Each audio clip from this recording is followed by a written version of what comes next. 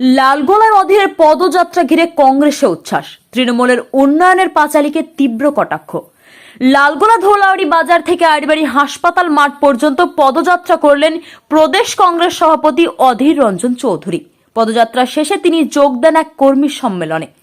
পদযাত্রা ও সভা দুই জায়গাতেই বিপুল সংখ্যক কংগ্রেস কর্মী সমর্থকের উপস্থিতি চোখে পড়ে, যা কংগ্রেস শিবিরে নতুন করে আত্মবিশ্বাস জুগিয়েছে। সভা মঞ্চ থেকে তৃণমূল কংগ্রেসের উন্নয়ন দাবিকে কটাক্ষ করে অধীর রঞ্জন চৌধুরী বলেন, উন্নয়নের নামে শুধু টোটোর পেছনে ড্রাম বাজছে, তার বাইরে আর কিছুই নেই।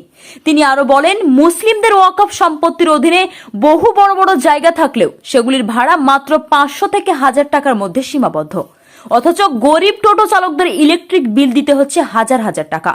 অধীরের অভিযোগ, এতে স্পষ্ট হয়ে যায় রাজ্য সরকারের তথাকথিত উন্নয়ন আসলে প্রচারের মধ্যে সীমাবদ্ধ, বাস্তবে সাধারণ মানুষের জীবনে তার কোনো প্রতিফলন নেই। এই বক্তব্য ঘিরে রাজনৈতিক মহলে নতুন করে তৈরি হয়েছে বিতর্ক। আর লালগোলার রাজনীতিতে কংগ্রেস যে ফের সংগঠিত হওয়ার বার্তা দিচ্ছে তা এদিনের কর্মসূচিতে স্পষ্ট হয়ে উঠেছে। লালগোলা থেকে গোলাপ হোসেনের রিপোর্ট, এবি নিউজ বাংলা।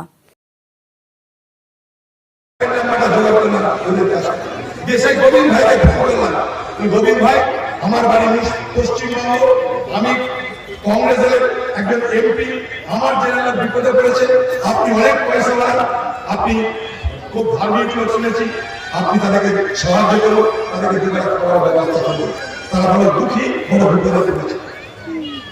বিকেলের মধ্যে সেই লোকগুলো ফোন করে বলছে, যারা আমাকে সকালে ফোন করেছিল তারা ফোন করে, দাদা গোবিন্দ ভাই আমাদের কাছে বস্তা বস্তা চাল, ডাল, আলু, সবজি আর 2000 টাকা তারা আমাকে বলেছিল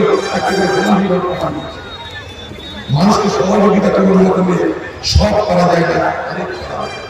সেদিন আমি পশ্চিমবঙ্গ সরকারকে বলেছিলাম যে ভারত পশ্চিমবঙ্গের বাইরে এত পরিযায়ী শ্রমিক আমার জানা ছিল না, যদি কোভিড না হতো আমি জানতে পারতাম না এত শ্রমিক বাইরে পড়ে আছে।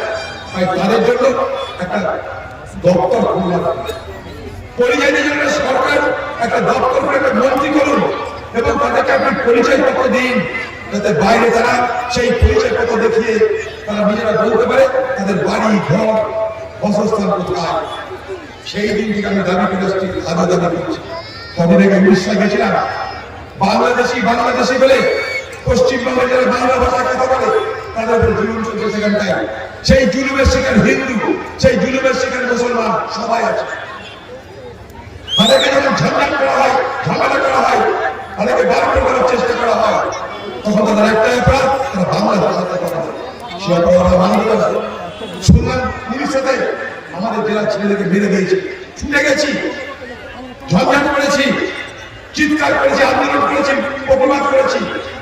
তাদেরকে বলেছি আপনারা কেউ ভয় পাবেন না, আমার নাম্বার দিন, আমাকে বিরোধ করতে না। ঘুরে আসার পর আর পর্যন্ত সেখানে আর কোনো পায়খানা হয়নি, আর কোনো পুলিশ কিছু বলেনি, স্থানীয় মানুষ সব কিছু করতে পারেনি।